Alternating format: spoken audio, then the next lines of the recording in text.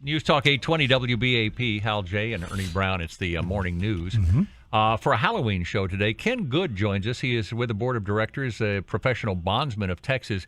And I wanted to talk to Ken today because there's some stories going around in the United States. Some cities have passed no bail laws. When somebody gets arrested, they're not allowed to post bail. They're just released again on their own recognizance. And crime, at least it feels like, you read stories of crimes that are taking place in big cities around the country, and it's concerning about what's taking place. Yeah, in other words, they don't have to do any time. They can just promise not to do it again and walk out. Yeah.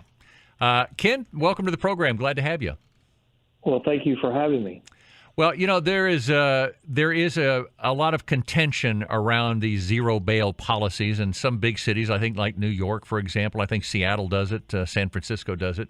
And their potential impact on public safety. And I wanted to get your view on this. Well, my view is, and I think the research is showing that when you take away accountability, when you do just simple release, that creates chaos, which prevents you from holding people accountable because of the sheer numbers of people that are stop showing up for court. And when you have that happen, then you have a de facto decriminalization, which criminals see that as a green light to commit more crime. So it's not a promise to not do it again. It's hey, we don't have time. We have too many cases. We can't do anything to you. So we hope you don't do it again. And they see that as a green light to just do whatever they want.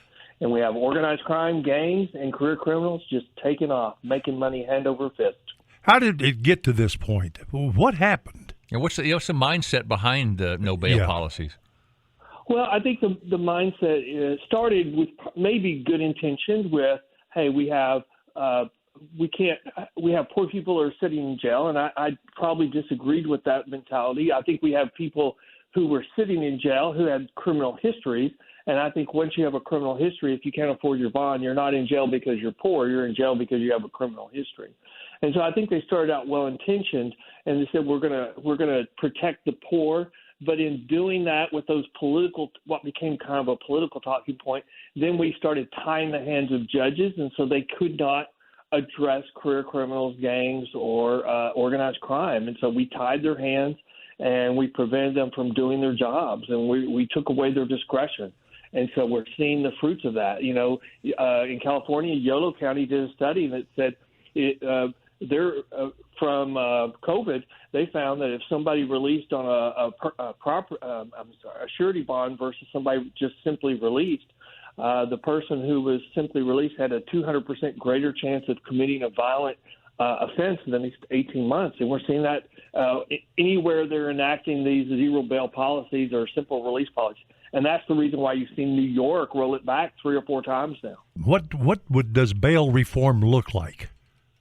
Well, I mean, I think what I would call bad bail reform is bail reform where we're just enacting simple release policies which have uniformly caused chaos, and then chaos causes the end of accountability. And so, Texas has enacted SB 6 several years ago, and it kind of went the opposite direction, strengthening the private bail system and underscoring accountability in the current system.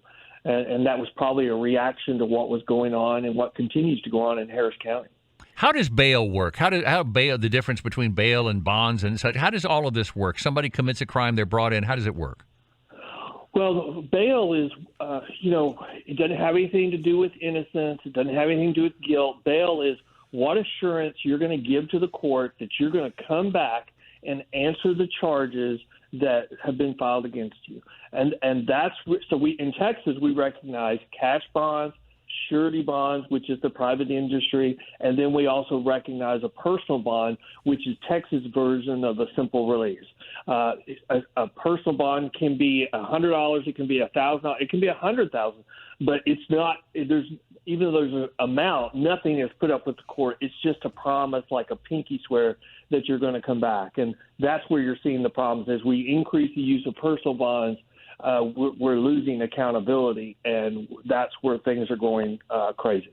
What are the best kind of bonds, I guess, that the court could impose on somebody? Because you hear someone being held on $1 million bail. What does that mean?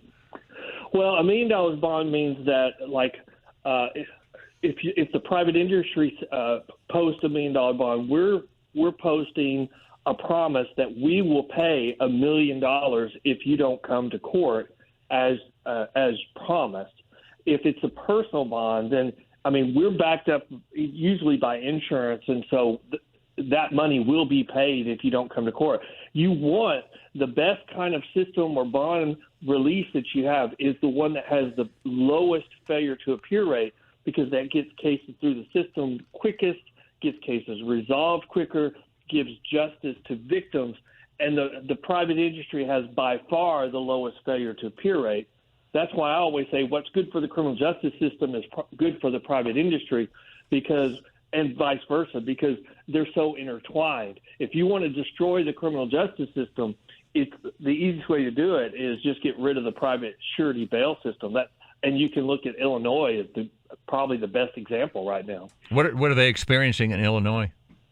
Well, they got rid of bail, the private surety, probably years ago, and so all they had left was cash bonds or a hybrid where you paid a percentage to the court.